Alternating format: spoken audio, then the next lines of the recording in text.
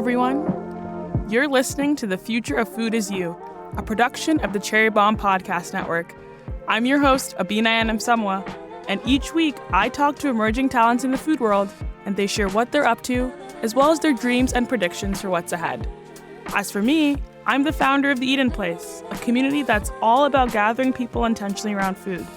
I love this new generation of chefs, bakers, and creatives making their way in the worlds of food, drink, media, and tech. Today's guest is Camille Jetta, chef and owner of Dinner Party. Dinner Party is a cozy communal restaurant located in beautiful Fort Greene, serving casual prix-fixe brunch and dinner menus. It's one of my favorite restaurants in the city to catch up with old friends or meet new ones. Camille and I talk about how a life-changing year in France sparked an interest for food, how she leads a kitchen that has strong femme energy, her thoughts on the word chef, and her hopes to create more accessible restaurants and spaces to feed people. Stick around for our chat. Thank you to Kerrygold for supporting The Future of Food Is You. Kerrygold is the iconic Irish brand famous for its rich butter and cheese made in Ireland with milk from grass-fed cows. If you're like me, you've always got some butter in your fridge, and Kerrygold has the perfect options for all my culinary personalities. My baker side loves Kerrygold pure Irish unsalted butter that comes in sticks because it's easy to measure, has the high butterfat content you need for baked goods, and it allows me to control the amount of salt in a recipe. When my snacky side comes out and I need a soft, spreadable butter for making, let's say, grilled cheese, I reach for Kerrygold's Irish butter with olive oil. And the gourmand in me loves the new Kerrygold butter blends, their take on compound butter, which is a chef fave. There's sun-dried tomato and basil, bell pepper and garden herbs, or chive and onion. Try the new Kerrygold butter blends on steamed veggies, mixed in with your favorite pasta, or slathered on a beautiful piece of fresh bread. And then, of course, there's a whole world of Kerrygold cheese to explore, including two of my faves, Kerrygold Blarney cheese, which is a Gouda style, and Kerrygold Skellig, a tangy take on cheddar. If you haven't tried Kerrygold yet, don't delay. The future is now. Look for their butter and cheese at your favorite supermarket, specialty grocery store, or cheese shop. Visit KerrygoldUSA.com for recipes and product information. Let's check in with today's guest. Cammy, thanks so much for joining us on the Future of Food Is You podcast. I'm so happy to be here, Abena. Thank you for having me. Where did you grow up, and how did food show up in your life? I grew up in Connecticut. I was raised in a family of, at least on my mom's side, of people who really love food. So my mom was a very talented home cook who cooked for us, literally breakfast, lunch, and dinner. I was that kid whose mom hacked their lunch. So food was pretty central to my existence pretty much as early as I can remember, and I started actually experimenting with food around age 10, probably. What were some of the dishes that your mom was whipping up for the most part? Master of pot roasts and meatballs, especially in like a rich brown sauce, not your classic tomato. The thing that I weirdly always liked as my birthday dinner were her spicy chicken wings, and specifically Goya brand yellow rice with some sautéed spinach. Really random, but I talk about that meal a lot. Yeah, she just had a way of like basting the chicken in butter and Frank's Red Hot and just getting it so crispy yet soft. That was a textural delight. But she really switched it up. I mean, she kept it interesting having to cook for a family of 5.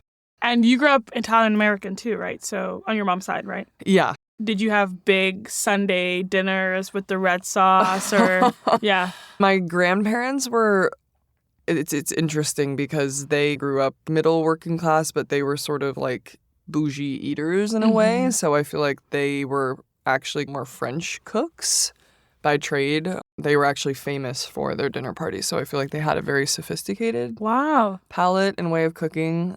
Yeah, I remember Easter brunches and Eggs Benedict is one thing. His hollandaise, my grandpa's hollandaise in particular, was like, it's still impossible to recreate. Something that you've talked about just so beautifully is, you spent some time in France in your high school years. And I feel like there's something about food people going to France or Italy. It's like, we love to do that. What was that experience like? First and foremost, because I was living with a host family, it really forced me to be open to trying anything, because when you're being fed by someone who isn't, your mom, you don't be polite. You have to be polite. You don't feel quite as comfortable being like, I don't really like vegetables or whatever. So yeah, I think that the emphasis on produce, which is not something we even typically think of as being a part of French cuisine, interestingly, but yeah, lots of vegetables. Obviously, bread was everywhere and so huge, and I think that really deepened my bread obsession. I'd always loved it, but that was when it became like my favorite food. Considering the French pride themselves on regions, and I can't just say France, what part of France were you in, and what are some of the most common things that were in that region? I was in Brittany, beautiful Brittany, northwestern France, and I feel like the classics that are thought of as classically Breton would be like salted butter. That's interestingly like a classic Breton Norman specialty. Yeah, salted butter was everywhere, and I only cooked with salted butter even for baking. Wow, dang. And I will stand by that. Also, the after-school snack, like galettes, so that's a buckwheat crepe in that part of the country. Not the galette that we know. Yeah, not like the pie folded galette, although I love those too. But yeah, a buckwheat crepe that I would always get with egg, I guess like Emmental cheese and ham. And that was so good with some just low ABV cider, but really good dry apple cider. Yeah, no, they're really known for their ciders up there and the Normandy, Brittany region. But when you got to France, you were not coming out of the gate eating Emmental and galettes. You were quite a picky eater. You said something really funny where you said you spent an entire week at Disneyland only eating French fries and drinking milk. In my defense, I was very little when that happened. True. Yeah, I think that until I was a teenager, I mean, just because my mom really did make comfort classics, like food that no one could possibly argue with or be upset over, just like hearty, delicious, meat-centric. I mean, complex, but yeah, classical, comforting. What do you think started to pull you out of that picky eater phase, or what, other than obviously trying to be nice to your host family, but what were some of the experiences just sitting and eating that changed the way that you saw food? I think just the freedom to walk around and like the freedom of movement that I had really for the first time in my life, because, I was living in a small city called Rennes, and we just had so much independence, and I think that allowed me to also dictate when and how I was eating and to eat out a lot for the first time in my life. And obviously food was everywhere, and like not even just in sit-down restaurants, but just so many bakeries, and also just so many, they have so many specific stores there, a store just for cheese, a store just for fruit. So I think just walking around, tasting, touching, really engaging all the senses with food, it was just, you were truly immersed in it. And so you head to college at the famous University of California, Berkeley. Go Bears. There we go. But obviously, like, that's almost like a mecca of sorts for food, totally. This Berkeley Bowl, the gourmet ghetto. Oh my God. Yeah. I miss that grocery store so badly. It changes lives. Going to school there, what were some of the foods that you remember from that period that just sparked that love for food that you still have to this day? Gosh, so many things. I mean, in the gourmet ghetto, I worked at Gregoire, which was one of the first restaurants I visited when I was actually just visiting the school with my mom. Like, randomly, I was like, I want these weird potato balls that they would be so mad that that's the item that I'm calling out. And that didn't even end up being my favorite thing on the menu there. But delicious, really, really good bread in Berkeley. That you're going to notice that's a theme for me, because San Francisco sourdough is also obviously so famous. And cheese board pizza was another classic that also sparked my lifelong addiction to like a spicy green sauce that I still obsessively try to recreate at dinner party. Like desert island food, that condiment would be on everything. But also just like so many good places around campus. I mean, there's this one cafe called Babette that has since moved, but it was in the Berkeley Art Museum during my time at Cal, and amazing bread and pastry program. And I hate to say avocado toast, but they had this way of making the avocado glossy. The way they smoothed it onto the toast just with some, I mean, obviously, again, amazing bread, incredible olive oil, and just I would get a perfectly jammy egg on the side. Yeah, I was eating out way too much as a college student. But you're eating out at like the world's best bakery. Exactly. The world's freshest produce. Yeah, for sure. sure. California I do miss it oftentimes. What were some of the foundational skills for cooking that you started to practice while you're in college, and when did it start to stick with like, oh man, I can really do this. I can cook. I can host people. I mean, I think for me, the point where one starts to be like, I'm actually a cook. Everyone can cook, should cook, always has cooked if you look at the whole stretch of human history. But I think having ingredients in front of you and just trying to make something with them, not following a recipe, not looking up a recipe, just seeing what inspires you, using your intuition. Like, I think that's the thing that gets lost. Let's take a quick break and we'll be right back. Hi, everybody. I'm Carrie Diamond, the founder of Cherry Bomb and the editor-in-chief of Cherry Bomb magazine. The Cherry Bomb online shop is temporarily closed because we're switching warehouses. If you're looking for the newest issue of Cherry Bomb, be sure to visit one of our amazing stockists. Cherry Bomb is carried by great bookstores, cafes, magazine shops, and culinary boutiques across the country and abroad. Places like Stella's Fine Market in Beacon, New York, Matriarch in Newport, Rhode Island, and Good Egg in Toronto. Visit cherrybomb.com for a stockist near you. One thing I also admire about you is like you're an exceptional writer. I just feel like when you talk about Dinner Party and you just talk about your work, it's just so beautiful. I remember reading kind of the story of how Dinner Party started. Can you tell us what sparked the move to open your own restaurant and what Dinner Party is for those of our listeners who aren't acquainted yet with the space? The description I wrote for Google, which I do feel is accurate, is that Dinner Party is an intimate, communally-minded prix-fixe restaurant in Fort Greene in a beautiful space with a very storied history, actually of a couple very popular, successful, long-running women-owned restaurants. So feels very auspicious.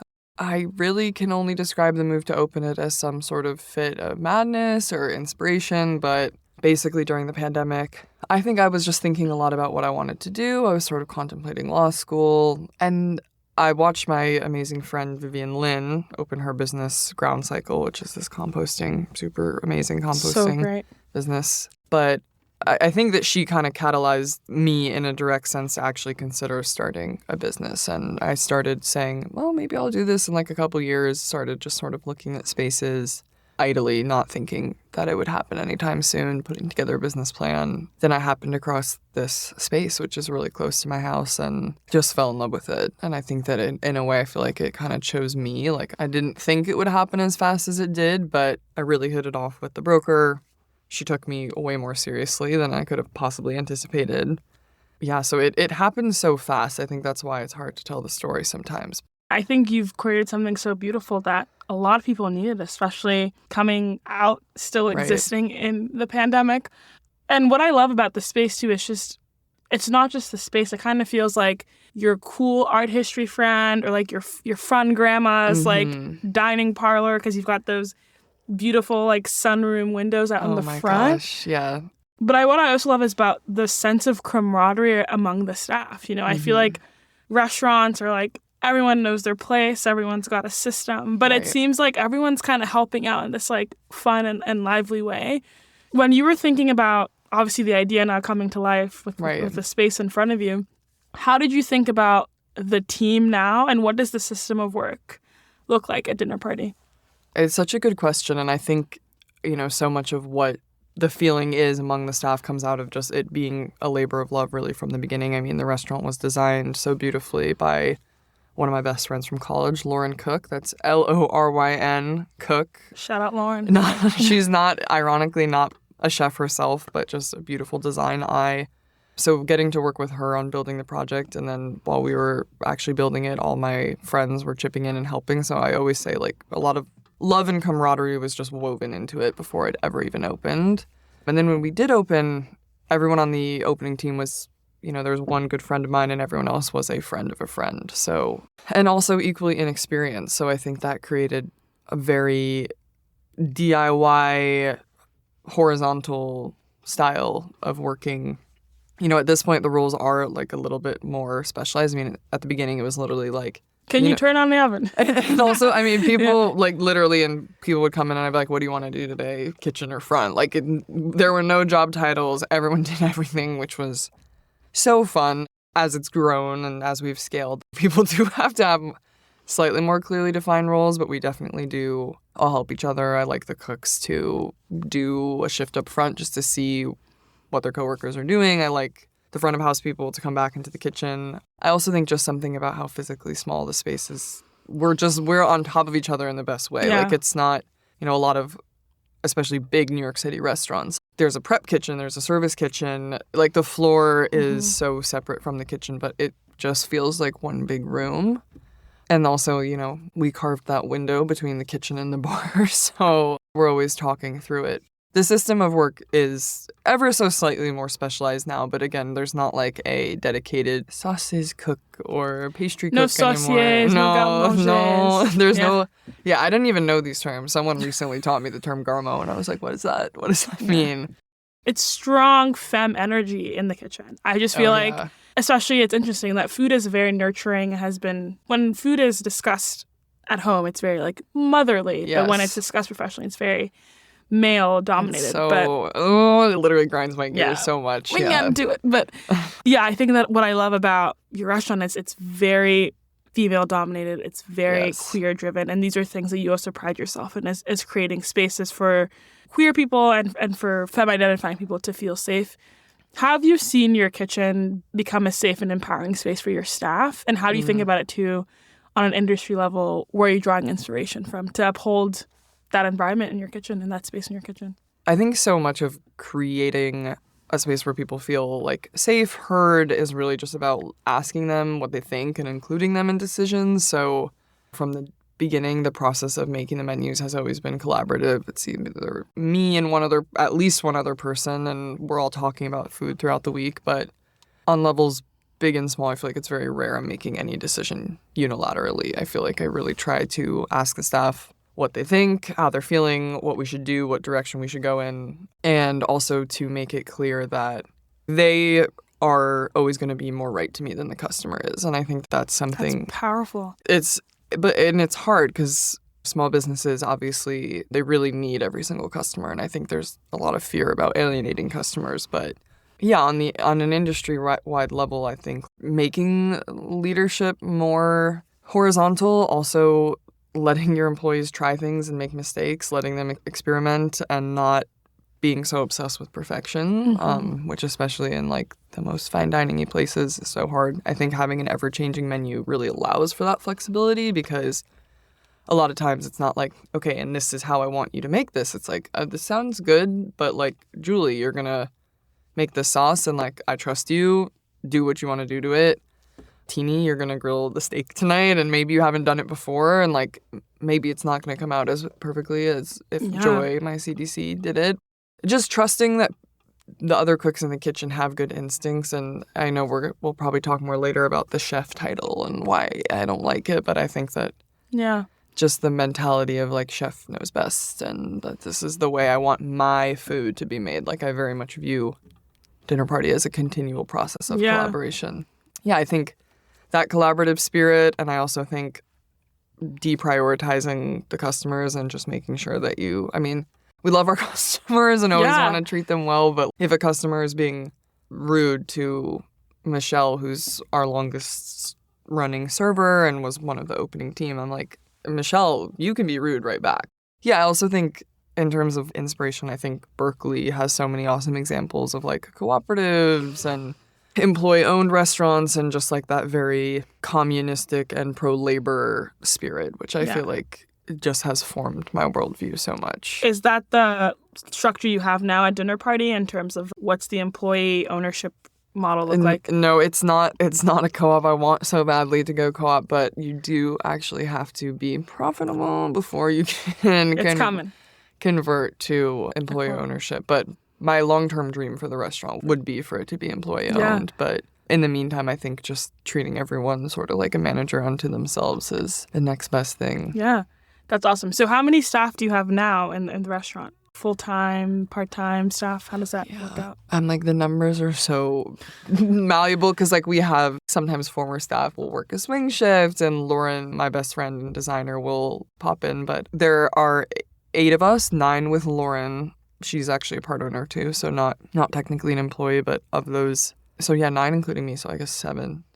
Yeah. And of those, I think that 3 or 4 are full-time and the rest are pretty close to full-time, but just not technically. So yeah, it's grown. Strong but mighty team. Yeah. Yeah. I remember when I first went, I think it was just you and maybe 2 other people. Oh, yeah. I mean, Yeah. working at a time, it's only like 4 at most, sometimes 3. So, Yeah, but you gotta shift in and out. yeah. Well, I know you mentioned the menu a little bit when you were talking about that flexibility. And so it is a prix-fixe menu. It's so creative, but you're also gracious in terms of substitutions for allergies and dietary restrictions, which I think you're very considerate. And I think that's just a new thing industry-wise. What was the decision in building the menu this way, and how has it helped foster collaboration and creativity within your staff or with your staff? I love that question. Chez Panisse was obviously a huge inspiration. Their menu changes daily, which is still like, oh my God. I think I played with a few different models, but I feel like pretty early on I knew I wanted it to be a set menu that changed, and I think it relates to the communal dining thing, because the way I thought about it is if everyone's eating the same thing and they're getting their food at the same time, then if nothing else, strangers will be able to talk to each other about the food. So I feel like the prix-fixe serves the communal dining, and the communal dining lends itself to the prix-fixe. So yeah, it's also just about seasonality and the way that a weekly changing menu allows you to really get into micro seasonality, you know, new produce becoming available by the day rather than designing things that are like generally good for the time of year. Like we look at the weather even when we're making the menu. So No way. yeah, so like if it's going to be a really hot week or like a kind of rainy, gloomy week, we definitely take that into consideration. And like I also just worried that I would get bored if we were cooking the same thing over and over. So like it allows people to bring their ideas, and it also keeps us continually challenged as cooks, because we're also not recipe testing most stuff. Like we're really just trying it out, which is why the price is lower on Tuesdays, because that's R&D day. Yeah. that's the dress rehearsal that they're getting. I love that so much. So obviously it seems like everything is changing, but what does a typical night of service look like? Let's say obviously Tuesday's dress rehearsal, but on a Wednesday when all systems are go, what does that look like in terms of setting up dishes? What does service look like? First half of the week, there have been 2 cooks there just prepping all day, really for the weekend, which is like our big push, like for all restaurants. But 2 people have been there prepping. At 4 o'clock-ish, the dinner team gets there and gets into prep for the evening. 6 o'clock, the front of house people start rolling in. And it's especially during the week, it's pretty low stress and easy. Just like, because you're only open for dinner on weekdays? We're open for dinner Tuesday through Saturday, and on Friday and Saturday we do 2 seatings. And in the beginning it was just 1 seating a night all week long, but now because of that double seating on Friday and Saturdays, the weekday dinners feel so easy, because we're like, oh, we just had to do this once and there was no brunch before. Like this is a breeze, because on Friday, Saturday, Sunday we also serve brunch 12 to 3. Also prix-fixe. 7:30, or on the weekends at 6 or at 9. Guests arrive, hopefully get a glass of wine, and you have an exceptional wine selection too. Yeah. Thank you. Yeah, that's all thanks to our amazing somm, Mike Sandoval. He has totally transformed our beverage program. It's awesome. But the guests come in. It's like pretty tight timing at this point. We've done it so many times, but about 7:45 first course, about 8:10 second course, 8:35 main, and hopefully if we are on time, dessert around like 9 to 9:15, depending on the evening. It goes quickly, and we have such a sense of that timing baked in, but it's very like, also that's the thing about the changing menu. I mean, sometimes it feels like we're just skating and it's so easy, and other times we're like, oh my God, we did not think about how hard this execution was going to be, because we also were trying really hard to like get 20 plates out all at the same time. Like obviously they're rolling out of the kitchen as they're done, but it's like with each course there's kind of a moment of really pushing. It's not like we're getting orders and filling them. It's sort of like, especially the main course, that's the only time we feel like slammed. Yeah. It's like you know what to expect, but how it manifests itself is often hard, which is, I'm sure, which is nice because you have a small space. It's not like you're getting, if you look at the probability of X people ordering, I don't know, main plate 1 versus main plate 2 versus this stack. Yeah, it's like you have to do a lot of mental math. It's amazing that restaurants do that, and obviously it comes with a certain amount of waste, which is another reason that we went for the prix-fixe, just because we know, we're going to have pretty much exactly 140 dinner covers this week, so we know exactly how much we have to prepare short of dietary restrictions. Of course. Yeah, I mean, let's get into the waste and sustainability part, because I think the restaurant, not just in its food, but in its aesthetic, in its environment, most of the furniture, I'm guessing, is upcycled? All of it, actually. No way. Yeah. All of it. None of the furniture was purchased new. No. Lauren and I went basically upstate antiquing some of it, like our outside table. We just stooped, literally. We just found that on the street. There you go. But it's beautiful. Yeah. And perfectly good. No, that's awesome. And I think it's really fascinating. But I'm curious to hear, as you think about, the current state of waste and sustainability. I feel like sustainability is a word that gets thrown around for any and everything, literally, for the most part, which is, I guess it's good and bad. But how do you think the industry is working towards it right now? And how do you think, Dinner Party can inspire other restaurants to think critically about their sustainability and waste? I mean, I think the pandemic was horrible for sustainability in restaurants because it forced so many places in order to survive to do to-go and take-out, which is obviously just, huge environmental impact with all of the plastic that gets used to execute takeout. But I also think, again, it's about being a little bit more freewheeling and less proprietary about recipes or styles of food. I think we have a long way to go as an industry. I do think the business model of most restaurants just, by allowing people to order what they want just is, and obviously, I mean, especially if you have a menu that doesn't change for a long time, I think people can get more precise and know exactly how much to order and how people are going to order. But not that I want every restaurant in the world to be a prix-fixe, but I do think that I feel like I see it gaining popularity. Even just having smaller menus, which is positive, and I do see a lot of places moving towards. I feel like the heyday of the multi-page, anything you could want is on this menu. And they're probably keeping a lot of stuff frozen, which is, I mean, also good for sustainability in its own way, because that's keeping food fresh and preserved and not, I respect that. Yeah, not requiring it to be thrown out at the end of the week. But I do think smaller menus are great news for sustainability. I think it would be so cool to see more composting happening on a commercial scale. It's hard because of just the sheer amount of waste that many restaurants are producing, but that would be the next kind of big step. I'm also just obsessed with restaurants or restaurant projects who really find ways to make use of every bit of their food scraps, actually into other things, whether it's making vinegars or fruit leathers or weird preserves. Yeah, there's this project I really admire called We Are Slow Burn by a chef formerly of Rustic Canyon. I take so much inspiration just from what they're doing, really finding ways to use every bit that is edible, even if it's not necessarily the tastiest bit. I feel like we see a rise in, nose to tail butchery and things like that. Even if it's just making a vegetable stock out of your vegetable scraps or using the fish bones or whatever it is, just extracting as much use as possible. I feel like every bit of that helps. I think that's so profound. And I feel like especially in the last 3 years, we've come to terms with gender inequality, racial inequality, climate change, job insecurity. And restaurants have just been, the testament to how does a restaurant exist in this time? Right. And considering how much you think of your work, not just as feeding people, but also, I want to say a bit politically, how do you think about that in terms of how you hope Dinner Party continues to educate and exemplify, the change that you want to see in society?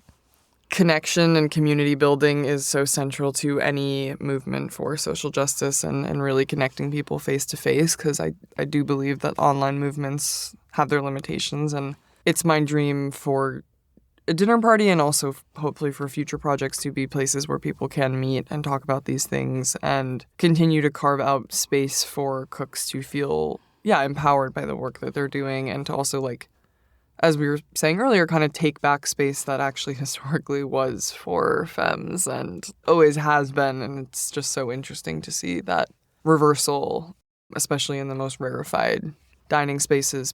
I'm really excited about these Sunday nights that we're starting to do, which we're calling the community center. Half, tell us more. Half affectionately, half jokingly, but walk-in only, trying to do super affordable snacks, just $5 to $10, just literally using leftover produce at the end of the week to making it into something new, and whatever we can't make into something new, packing up into free little bags. What I love about Dinner Party is you've created this communal eating space where you can come for a meal and meet a friend. I'm really curious to hear what the reception has been from customers and from the community on having a space like that in the neighborhood.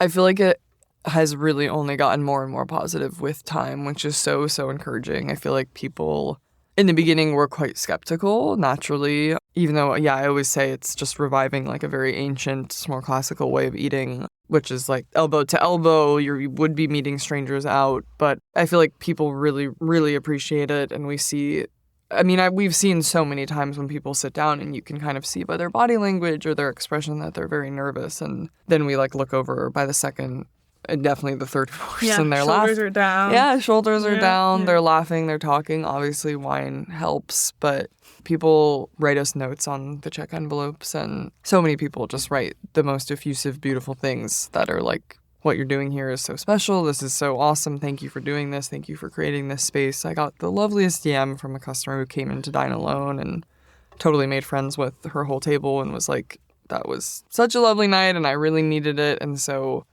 I do feel like, for the most part, people really, really have bought in and are super excited and encouraging. And, some people aren't into it, but you can't please everybody. And yeah, if you're for everyone, you're for no one, right? Well said. Yeah. Before we get into manifesting, I want to talk about the term chef. Obviously, are you yes chef or no chef to chef? And why do you find that the term is limiting? Or does it add a sense of legitimacy to what you're building? I think it does, and I almost feel like that's part of the problem, because I feel like we just have these notions of like, I did see The Menu, that's one restaurant movie that I saw, and I feel like we do have this notion of just like the chef god, and in French, chef means boss or head, so it's interesting that it's become synonymous with like a leader or the boss of a kitchen. I believe like etymology and the roots of words. You're a language girl. I'm a big language girly. I think they imbue. Yeah, there's so many layers to a word. And so for me, I feel like I chafe at the implication of like almost absolute monarchy that seems to be inherent in the word chef, especially in its most literal original sense. But also, I do think there's this attachment of legitimacy and almost like a mystification that happens around the word chef, when I really strongly believe like, not we're just cooking, because I think cooking is so important and so fundamental and like really a way to remind you that you're alive. But I also feel like I do in some ways want to take cooking off of this pedestal, because also I just don't like the way that some people are chefs and others aren't, because I really just believe like humans are cooks. It's one of the things that makes us human. So like, I feel uncomfortable claiming chef, not because I think I am a great cook, but I don't think I'm an absolute monarch or doing rocket science. So I'm curious, how do you think there should be a better term or a better sense of appreciation, or should we reclaim the word and take out the bossy nature of it? Yeah, I think, right, because I'm like, the meaning of words may be layered, but they do change, and now obviously it does have this cooking implication. So I think that there definitely is room to reclaim it. I think for people who are so proud of their cooking and in some ways define themselves by their cooking, I could totally see why that word would be empowering. And obviously when people call me a chef, I'm not like, no, I'm not. Like, I'll call myself that and I'll sign my emails with that. But I think another reason that I chafe at it is just because I'm like, there's also other things that I want to be known as. And I think it is like a profession like doctor or lawyer, chef, like it. You can almost picture, like, in the textbook, a toque and a white jacket. Like, it brings to mind just such a specific image. And I think for people who feel like that is a good descriptor or in some ways encompassing of their professional identity, hell yeah. And yes, chef, treat your kitchen well, but chef is great. But yeah, I think for me, I almost want to say cook, because then I can also say and writer and... She wants to be that multi-hyphen. Yes, I suppose so. It's worth thinking about how we use words and we use terms and how these terms further create more bridges in the system, or if they create more equality. So we're huge manifestors on the podcast. I have to ask, are there any dream projects that you hope to see dinner party work on in the next, let's say, 3 to 5 years? I think the big one that I'm dreaming of right now, and what I feel pretty sure my next tangible project would be, because I'm like always quote unquote writing a book. So I hope, Same. And I'm saying out loud now that I will write a book. I better hold me to it. I got you. Yeah. Thank you. I'll hold you to it too. But I think in terms of next restaurant projects, I really, really want to start a not-for-profit restaurant. So basically a soup kitchen, but another term that I want to reclaim because I'm Dignify it. because we can serve more than soup, and it's not necessarily just going to be a big pot with a ladle, although sometimes maybe we will serve soup. But yeah, it'd be my dream to find a way to make really good food, and not only good food, but the experience of hospitality just absolutely universally accessible. No bar to entry, and it's so hard because there's also obviously spaces like diners and luncheonettes that are just affordable and accessible and all these things, but I would love to find a way to have great ingredients and make complex food and pay employees well, but make it truly available to anyone. And I see some people pioneering pay what you can, and I'm so curious about it, but I'm also like, yeah, I feel like we could find people who would want to support a nonprofit like that. So yeah. I feel like you have so many food fangirling moments, people that you admire and are so inspired by. Are there any dream guests you want to come to dinner party for a little meal, a little prix-fixe? This is a game that we used to play so often, and I'm like, some of my answers are so impossible because I'm like, both my grandparents, my mom's parents have passed. They're definitely the first people that jump to mind. Like, I just wish so much that they could see it because it literally looks like their house. Like, it was designed to look like their house, and that's beautiful. They were my biggest sources of inspiration. So the ghost of my grandparents, I hope you guys visit me. They probably already went. No, it's not like they're like the regulars, literally. Yeah. But yeah, there's also just like so many amazing women chefs. I mean, one day, like, Alice Waters stumbles in and is like, what is this place? Like, that's... I could totally imagine her with like her little shawl. Just not even, she just happens across it somehow. Yeah. Cammy, we're going to do our future flash 5. I'm going to give you 5 prompts. You're going to give me first thing that comes to mind. Okay. You ready? Ready. Okay. The future of food history. Ancient. The future of dinner parties. Eternal. The future of restaurants. Free. The future of food travel. Plainless. And finally, the future of cooking with your homies. Forever. Cammy, thanks so much for this rich conversation. I'm so excited to keep coming to dinner party and just watch you grow. Thank you. If we want to continue to support you, where are the best places to find you? We're on Instagram at dinnerpartybk. Our outside table is now available for walk-ins, so please walk on in at any of our seating times as long as it is warm outside. Nice. Thanks so much. Thank you. Before we go, our guest is going to leave a voicemail at the Future of Food mailbox, just talking to themselves 10 years from now. You have reached the Future of Food as You mailbox. Please leave your message after the beep. Hey Cam, long time, constant talk. I guess the first thing I want to know is, are you still in food? Or have you gone back to cooking for yourself and your loved ones and leaving it at that? Did you open the free restaurant you've been dreaming about? How far along is that quest to heal the world? Or are you off doing something else? Writing novels? Leading the revolution? I would say I'm praying you haven't sold out, but I don't even want to acknowledge the possibility of selling out. I don't want to admit of that fear. No. I have to trust that you'd sooner die than become just another dilettante celebrity. I have to trust that you've kept your integrity and stayed off cigarettes and are drinking only a very reasonable amount of alcohol, if you're drinking at all. Is your sourdough starter still alive? Are you still in New York? Are you off on the farm, surrounded by your coven? I hope you've written at least one book. I hope you have a baby or two, perhaps a partner, or at least a great love that crescendoed before it went awry. That can be enough for a lifetime, you know. I hope, in 10 years, your love for life is still very strong, stronger than the sadnesses that pass over you. I hope that food is still a way of reminding yourself of your love of life, your love of other people, your love of the earth. I hope that it is still what it has always been for you, a way of resisting excarnation, a way of being right here. That's it for today's show. Do you know someone who you think is the future of food? Tell us about them. Nominate them at the link in our show notes, or leave us a rating and a review, and tell me about them in the review. I can't wait to read more about them. Thanks to Kerrygold for sponsoring our show. The Future of Food as You is a production of the Cherry Bomb Podcast Network.